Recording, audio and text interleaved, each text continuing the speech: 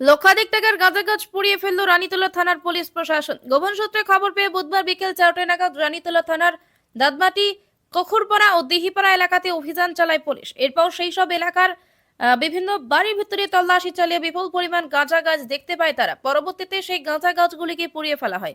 রানীতলা থানার পুলিশ প্রশাসনের তরফ থেকে জানানো হয়, গাঁজা নেশার জন্য সমাজের ক্ষতি হচ্ছে, তাই গাঁজার নেশা থেকে সবাইকে দূরে থাকতে হবে।